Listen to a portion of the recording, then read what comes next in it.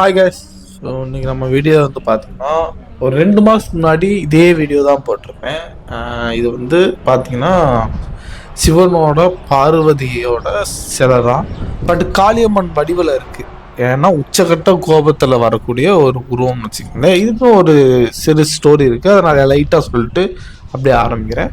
இது பார்த்தீங்கன்னா சாமி வந்து ஒரு அவதாரம் எடுத்து தான் வந்திருக்காங்க. உச்சகட்ட அரக்கரெல்லாம் கொண்டு போகும்போது ஒரு கட்டத்தில் எல்லாத்தையுமே கொல்ல ஆரம்பிக்கிறாங்க. ஸோ அவங்களோட கோவத்தை தணிக்கிறதுக்காக சிவனே ஒரு உருவம் எடுத்து அவங்க போகும் பாதையில் படுத்து கொண்டு இருக்கும்போது மார்பில் நீங்கள் அந்த சிலையில் பார்க்கும்போது தெரியும், மார்பில் கால் வச்சபடியே இருக்கும்.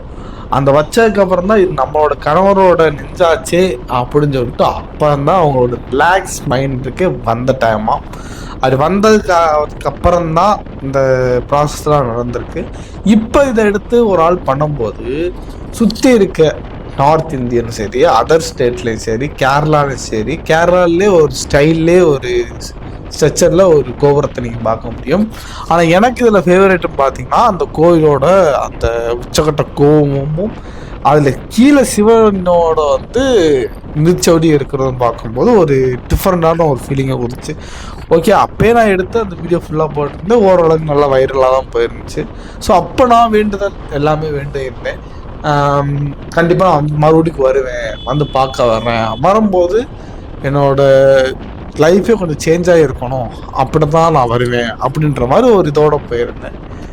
அப்போது நான் வரும்போது மறுபடிக்கும் எனக்கு ஒரு அறியாமலேயே அதே போகிற வழியில் தான் எனக்கு வந்து விருதுநகரில் வந்து ஒரு கேம்ப்பு. ஸோ விருதுநகரில் கேம்ப்பு சடனாகவே முடிவாயிருந்துச்சு. நான் வண்டியும் சடனாக தான் எடுத்தது. உங்களுக்கே தெரியும், நான் வீடியோ ஃபஸ்ட்டு வீடியோ என்னோடய பைக்கு எடுக்கும்போது கொடுத்துட்டு தான் அப்படியே எடுத்தேன். அது எடுத்ததுக்கப்புறம் அப்படியே டேரெக்டாக ஒரு 2 நாள் கழித்து எனக்கு இந்த கேம்ப்பு புக் ஆயிருந்துச்சு. சரி, ஓகே நம்ம போயிடுவோம். ஒரு சும்மா லாங் ட்ராவல் அடித்து பார்க்கும்போது பைக்கு கொஞ்சம் வந்து கிலோமீட்டர் கூடுச்சுன்னா நம்ம சீக்கிரமாக பஸ் சர்வீஸ் விட்டுடலாம். செகண்ட் சர்வீஸுக்கு வந்து நமக்கு வந்து 2500 3000 வரைக்கும் நமக்கு வந்து டைம் கிடைக்கும். ஆனால் ஃபஸ்ட்டு சர்வீஸுக்கு வந்து வெறும் 750 அதுக்குள்ளே நம்ம கம்பல்சரி ஆயில் ஃபில்ட்ரு, அப்புறம் செயினோட லூப்ரிகேஷன் மொத்தம் 2000 வராது, 1275 ரூபா வரும். அந்த ரேஞ்சில் வரும் ஃபஸ்ட்டு சர்வீஸுக்கு. 2வது போக போக அப்படியே குறைய ஆரம்பிச்சிட்டே இருக்கும். ஏன்னா 2வது டைம் வந்து ஃபில்டர்லாம் மாற்ற தேவையில்லை. ஸோ ஆயில் மட்டும்தான் போதும். சென்ட்ரல் சர்வீஸ் கூட நமக்கு தேவையில்லை, அதை மட்டும் மாற்றி கொடுத்தா போதும், நம்மளே பார்த்துக்கலாம். ஏன்னா நம்மகிட்டே செயின் லூப்ரிகேஷன் இருக்குது, மிச்சம் எந்த ஒர்க்காக இருந்தாலும் நம்ம அட்ஜஸ்ட் பண்ணி பார்த்துக்கலாம் அப்படின்னு சொல்லிட்டு நானும் விட்டுட்டேன். அதே மாதிரி பார்த்திங்கன்னா நம்மளோட ஆயிலோட போட்டதுக்கும் இப்போ நிறையா டிஃப்ரெண்ட் இருக்குது. 750 ml போதும், ஆனால் 250cc 1200 ml தேவைப்படுது. ஸோ கொஞ்சம் காஸ்ட்டு கூட தான். ஸோ பைக்கோட சிசி கூட நம்ம கொஞ்சம் செலவழிக்கின்றதை இந்த வீடியோவில் உங்கள்கிட்ட பதிவு பண்ணிக்கிறேன். ஸோ நம்ம ஓவரால் நம்ம வந்து சடனாக என்னை அறியாமலே அந்த கோயிலை நிப்பாட்டிட்டேன். ஆனால் பின்னாடி வந்து டிஎம்ஓ நம்மளோட வந்து டாக்டர் வந்து பின்னாடி உட்காந்துருக்காங்க. எதுக்கான கேம்புக்கு போயிட்டு ரிட்டர்ன் வரும்போது அவங்களையும் சேர்த்தே நானே ஏற்றிட்டு வந்தேன். அவங்களும் நான் சாமி கும்பிட்ற வரைக்கும்லாம் வெயிட் பண்ணிவிட்டு அதுக்கப்புறம் தான் வந்து வந்தாங்க. ஸோ அவங்க கிறிஸ்டின் இருந்தாலும் ரொம்ப கோயிலுக்கு வராமல் எனக்காக நின்றாங்க அந்த இடத்துல, ரொம்ப எதுவும் சொல்லிக்காமல் நான் போய் நீட்டாக கும்பிட்டு அப்படியே வந்து ஏற ஆரம்பித்தேன். அப்புறம் ரைடு தட்ட ஆரம்பித்ததான். ஸோ ரைடு எப்படி போய்க்கிறதுன்னு பார்த்தீங்கன்னா அருமை தான். இப்போ வந்து சீக்கிரமாகவே கேம்ப் முடிச்சிட்டோம். நாங்கள் போன கேம்ப் பார்த்திங்கன்னா டிப்போவில் தான். இப்போ வந்து எப்படி பார்த்தீங்கன்னா நம்ம பஸ் டிரைவர் அண்ட் கண்டக்டர் அவங்களுக்கு நடக்கக்கூடிய ப்ராப்ளங்களுக்கு ஃபுல்லாக நம்மளால் என்னென்ன சொல்யூஷன் கொடுக்க முடியுமோ நிறையா 1-2 இல்லை, எல்லாத்துட்டையுமே அன்பாக என்னென்னதை பண்ணுங்கள், என்னென்னதை பண்ணக்கூடாது அப்படின்றத ஒவ்வொன்றா எக்ஸ்பிளைன் பண்ணமோ அவங்களுக்கே புரிதல் வந்துருச்சு. ஏன்னா இன்னொரு ஆள் சொல்கிறதுக்கும் அவன் சொல்லும்போது என்ன சொல்லுவான்னு தெரியுமா, வேலையை பார்த்துட்டு போட பூமர் மாதிரி பேசாமல் அட்வைஸ் பண்ணாதான் அப்படின்ட்டு போயிடும். ஆனால் நம்ம வந்து ப்ராப்பராக இங்கே ஃபஸ்ட்டு போன் டென்சிட்டியை வந்து செக் பண்ணுவாங்க. டென்சிட்டி செக்அப் பண்ணும்போது உங்களுக்கு வந்து போனோட அடர்த்தி கம்மியாக இருக்கா, இல்லை கூட இருக்கா, இல்லை ரொம்ப ஓவராக கீழே இறங்கிருச்சா, அதுக்கேற்ற மாதிரி நம்ம என்ன பதில் சொல்லலாம் அப்படின்றது. 2வது சுகர் செக் பண்ணுவாங்க. அப்புறம் இப்போ பிபி ப்ரெஷர்லாம் செக் பண்ணுவாங்க. அதுக்கப்புறம் அவங்களோட அட்ரஸ் வாங்கி அவங்களுக்கு என்ன பெயின்லாம் இருக்குது அப்படின்றத அனலைஸ் பண்ணிட்டு அப்புறம் டாக்டர் வந்து பார்ப்பாங்க, டிஎம்ஓ. அவங்க பார்த்துட்டு அவங்களுக்கு இதெல்லாம் சொல்லி முடிச்சுடுவாங்க. என்னென்ன பண்ணணும், ஏன் இவ்வளோ ப்ரெஷரோடு இருக்கீங்க, இவ்வளோ ப்ரெஷரில் இருக்கக்கூடாது, சுகர் இருந்தால் சுகருக்குரிய அட்வைஸை பண்ணுவாங்க.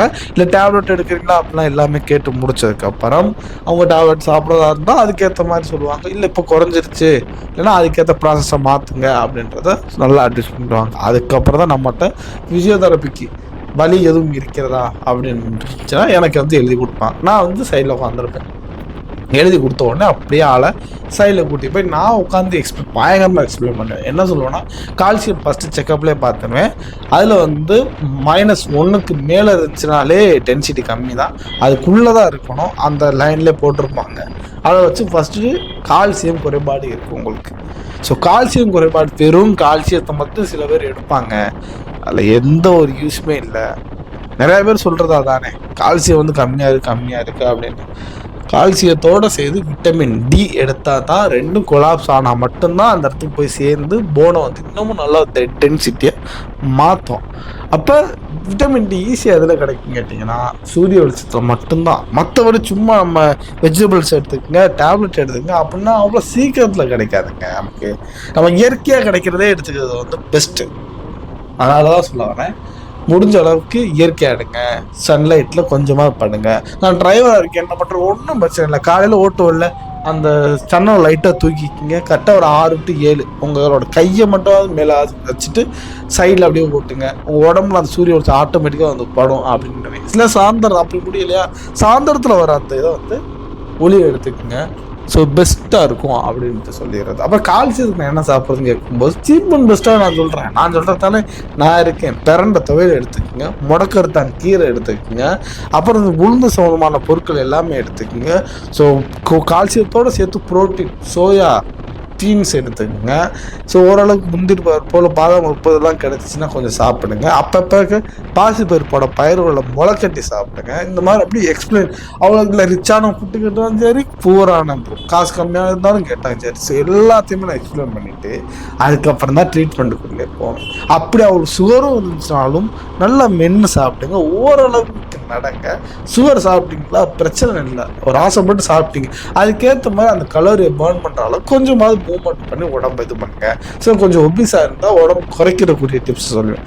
இதெல்லாம் சொல்லி முடிச்சதுக்கப்புறம் தான் என்னோட ஃபிசியோதெரப்பி ஆரம்பிக்கும். உங்களுக்கு என்ன பெயின், அவங்க இவ்வளோ நாள் சொல்கிற வச்சே அவங்களுக்கு என்ன பெயின்ன்றதை நம்ம அனலைஸ் பண்ணிட முடியும்.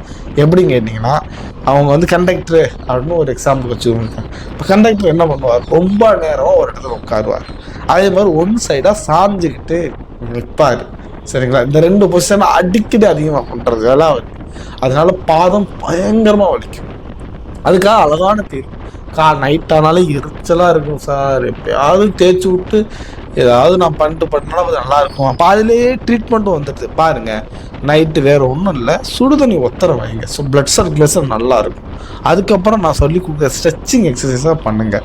அப்புறம் காப் மசில் ஸ்ட்ரென்தனிங் எக்ஸசைஸ் சொல்லித்தரேன். இதெல்லாம் பண்ணுறது போக நீங்கள் கண்டக்டராக இருக்கும்போது நின்றுக்கிட்டு இருந்தீங்கன்னா அப்போ கூட கொஞ்சம் நேரத்துக்கு நின்றுக்கும் போது காப் மசில்ஸை நல்லா ரைஸ் பண்ணுங்கள். ஒன்றுமே இல்லை, நின்றுக்கிட்டு அப்படி மேலே தூக்குங்க. மிச்சம் 6 நினச்சிட்டு போட்டு கீழ் மாதிரி ஏதோ பண்ணுறா, நமக்கு அது தேவையில்லை. நம்ம உடம்பு நமக்கு முக்கியம். சரிங்களா, நம்மளோட காலோட 2வது இதயமாக சொல்லப்படக்கூடியதான் காப் மசில்ஸ்.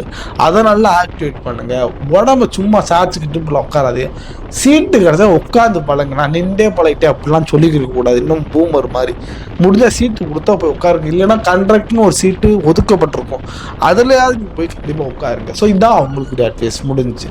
இப்போ இதுவே டிரைவராக இருக்கார், அப்போ அவளுக்கு வந்து சொல்லப்போனால் நல்ல எல்லாமே கவனிச்சதை தான் ஓப்பனாக சொல்லிடுறேன். கியர் போகிறது அவங்களுக்கு வந்து ரொம்ப கஷ்டமான ஒரு ஸ்ட்ரகிளாக இருந்துச்சு. மேனேஜர் அந்த கரெக்டாக மேனேஜரையும் கூப்பிட்டு 2 பேருமே வச்சு பேசினேன். ஏன் வந்து கியர் வந்து இப்போ உள்ள காலத்தில் சும்மா என்னமோ மூடி மாதிரி அப்படி திருவுனா வர்ற அளவுக்கு வந்துடுச்சு. இன்னமும் அந்த பழைய கால சிஸ்டம் ஓகே, அந்த பழைய காலத்து சிஸ்டமாக இருந்தாலும் அது ஸ்மூத்தாக பண்ணி கொடுக்கலாமே. ஏன் இல்லை சார், அது ஒரு டெக்னிக்காக அப்படி பண்ணணும் சொல்கிற வேஸ்ட்டு சார். கொஞ்சம் முடிஞ்ச அளவுக்கு அவங்களுக்கு ஹெல்ப் பண்ணுங்கள். ஏன்னா அதனால தான் அந்த லெஃப்ட் ஹேண்ட் ஃபுல்லாக அந்த ஷோல்டர் பெயினும் சட்டமாக போட்டு இழுத்து அடிக்கும் அவங்களுக்கு அந்த வலி.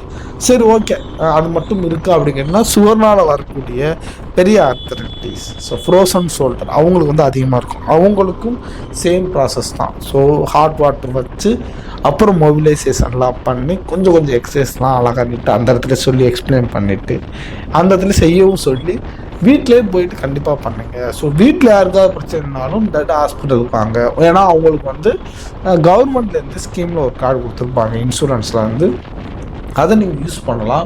ரெண்டாவது அவங்களுக்கு வந்து லீவுக்குன்னு தனியாக ஒதுக்கப்பட்ட நாள் இருக்கும், அதை யூஸ் பண்ணுங்கள். கொடுத்துருக்க இதை வந்து நம்ம யூஸ் பண்ணுறக்காக தான் நம்ம கொடுத்துருக்காங்க. சும்மா வச்சு வீட்டிலே வச்சு பூச்சி போகிறக்காக கொடுக்கல. முடிஞ்ச அளவுக்கு ஹாஸ்பிட்டலுக்கு வர பாருங்கள், எல்லாமே ஃப்ரீயாகவே பார்த்து கொடுப்பாங்க. அவங்க ஃபுல்லாகவே எக்ஸ்ரே பிளான் பண்ணி முடிச்சதுக்கப்புறம் பேக் பெயின் வருவாங்க. பேக் பெயின் மெயின் காரணம் ரொம்ப நேரம் உட்காரதாங்க, ரொம்ப நேரம். ஏன்னா அவங்களுக்கு வந்து டைம் கிடைக்கல. அப்புறம் இன்னும் அதுலேயே 2 விதமாக சொல்லுவாங்க, அதுலேயும் நம்மளே கண்டுபிடிச்சிடலாம். நான் சிட்டி பஸ் ஓட்டும் போது மட்டும்தான் வலிக்குது, இந்த லாங் ட்ராவல் போகும்போது அப்பெல்லாம் இல்லை. ஏன் அப்படின்னா சிட்டி பஸ்ஸுக்கு 32 பஸ் ஸ்டாப் இருக்குங்க குறைஞ்சது. 31 பஸ் ஸ்டாப்லேயும் நம்ம வந்து வண்டியை நிப்பாட்டணும், கிளச்சை அதிகமாக மிதிக்கணும், கீரை மாற்றணும், அப்புறம் மறுபடியும் ஆக்சிலேட்டர் கொடுக்கணும். அதிக வேலையா? அதே மாதிரி ஊடால இந்த சிட்டிக்குள்ள போகும்போது ஊடால நம்ம பூந்து போகிறோம்னு விட்டு ஒரு பிரேக் அடிப்பார் பார்த்தியா, மறுபடிக்கும் அதே. அப்போ எத்தனை டைம் வரும்? 32 + ஒரு 15ஆவது கூடியிருங்க. யாராவது ஊடால வர்றது, நிற்கிறது, டிராஃபிக்கு, இதெல்லாம் சேர்க்கும்போது நீங்களே சொல்லுங்கள் சார் எப்படி இருக்குன்னு. ஸோ அதிலே புரிஞ்சுக்கிட்டேன். சரி, எனக்கு புரியுது. முடிஞ்ச அளவுக்கு சிட்டி பஸ்ஸஸ் தேவை தான், ஆனால் லாங் ட்ராவல் உள்ளது எடுங்க.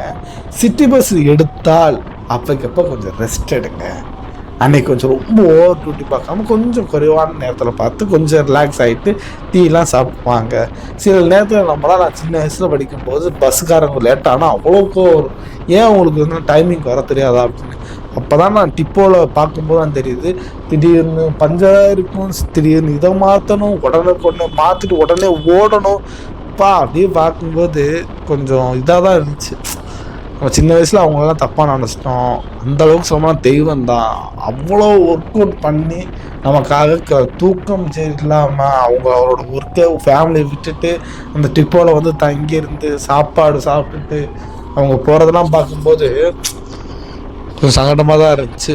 இருந்தாலும் சில நேரங்கள் நமக்கு வந்து டிரைவரும் ஒரு தெய்வம் தான் நினச்சிக்கோங்க. டாக்டர் மட்டுமே தெய்வம் இல்லை, நம்மளை சேஃபாக கொண்டு போகக்கூடிய ஒவ்வொரு கண்டக்டரும் சரி, டிரைவரும் சரி, எனக்கு வந்து கடவுளாக தெரிஞ்சாங்க. ஏன்னா ரீசெண்டாக ஒரு வீடியோ பார்க்கும்போது ஒரு படியில் தொழிலுக்கும் சடனாக விழுவான். அவர் அறியாமலே கண்டக்டர் பிடிப்பாப்புல கையை. அப்போ முருகன் சாங்கை போட்டு அதை ட்ரெண்டிங் ஆகினாங்க. அது ஒரு பக்கம். பட் ஸ்பிரிச்சுவலாக யோசிக்கிறத விட அவரோட மைண்ட் செட் அந்த இடத்துல எப்படி இருந்துருக்கு யோசிச்சு பாருங்க. அவன் தவறி விழுந்துவான்றது அப்பாற்பட்டது. சொன்னாலும் கேட்க மாட்டேன், ஏன்னா எல்லாம் ரத்தம், நான் பார்த்துக்கிறேன் அப்படின்ட்டுருவான். ஆனால் உயிருக்கு ஒன்றா போனால் போட்டு விடல அவர். அப்படி பிடிப்பாரு பாருங்க, அந்த பிடிச்ச அந்த கையோட ஸ்ட்ரென்த்தன் வச்சு அப்படியே மேலே கொண்டு வர அப்படி புல்ல இருக்கு. இந்த வீடியோ பார்த்துட்டு கூட நீங்கள் போய் சும்மா போய் படிக்கட்டில் விழுந்த பையன் அப்படின்னு சொல்லி சர்ச் பண்ணாலே வரும் வீடியோ. நம்மளே மிரண்டு போய் புல்ல வைப்போம். அப்படி ஒரு செயலுங்க அதெல்லாம். அதனால் நான் இவங்களெல்லாம் பார்க்கும்போது ஓவரால் இல்லை எனக்கு நல்லா மரியாதை கொடுத்தாங்க. நம்ம ஒரு பிசியோதெரப்பியாக இருக்கிறதுனால நல்லா மரியாதை கொடுத்து ரிலாக்ஸாக பேசுனதுக்கு அவங்களுக்கு ரொம்ப ரொம்ப பெரிய நன்றி. நான் சொன்ன அட்வைஸை ஃபுல்லாக அவங்க நல்லா கேட்டுக்கிட்டாங்க. இவன் என்ன சின்ன பையன் சொல்லிட்டேன் அப்படிலாம் அவங்க இதுவுமே பண்ணல. இன்னும் வேறு என்ன இருக்குது, இன்னும் வேறு என்ன எக்ஸசைஸ் இருக்கா சார் சொல்லுங்கள், நான் ப்ராப்பராகவே பண்ணுறேன், என்னால் பண்ணுற கொஞ்சம் டைம் தான் கிடைக்கும், எனக்கு ஃபுல் ஒர்க்லாம் இல்லை, நான் வந்து பண்ணுறேன், கண்டிப்பாக நானும் பண்ணுறேன், என்னோடய மனைவிக்கும் அந்த பெயின்லாம் இருக்குது, அவங்களே பண்ண சொல்கிறேன். ஸோ ஓரளவுக்கு அந்த அவேர்னஸ் வந்துருச்சு. அது போதும். அந்த அவேர்னஸ் எப்படி நாங்கள் க்ரியேட் பண்ணி கொண்டு வந்துட்டோம். இனிமேல் லைஃப் எல்லாம் மாற்றி நம்ம இந்தியாவில் தான் அதிக ஒபிசிட்டியும் இருக்கிறது, அதிக நோய்களும் இருக்கிறது, அதிகமாக மாத்திரை எது கொடுத்தாலும் சாப்பிட்ற ஒரு மக்கள். ஸோ எக்ஸ்பிளைன் பண்ணாமல் பண்ணுற விஷயத்தால் நிறைய பாதிப்பு இருக்குது. நம்மளால் எவ்வளோக்கு அவங்களுக்கு எக்ஸ்பிளைன் பண்ணி நம்மளால் கொண்டு போக முடியுமோ கண்டிப்பாக கொண்டு போக பார்க்குறேன். ஸோ இதே மாதிரி நிறையா வந்து நம்மளால் முடிஞ்ச கேம்புக்கெலாம் போய் நிறையா பேருக்கு அந்த பெயின்லேருந்து ரிலீஃப் ஆகி கொண்டு வர்றது நம்மளோட வேலை. அதை நம்ம கரெக்டாக பார்த்தாலே நமக்கு தேவையான எல்லாமே கிடச்சிடும். நம்மளோட வேலையை ஃபுல் எஃபோர்ட்டோட 100% கொடுப்போம். திரும்பி அதோட அன்பு நமக்கு கண்டிப்பாக வந்து சேரும். அதோடு என்னோடய வீடியோவை முடிக்கிறேன். போயிட்டு வரேன். பாய்.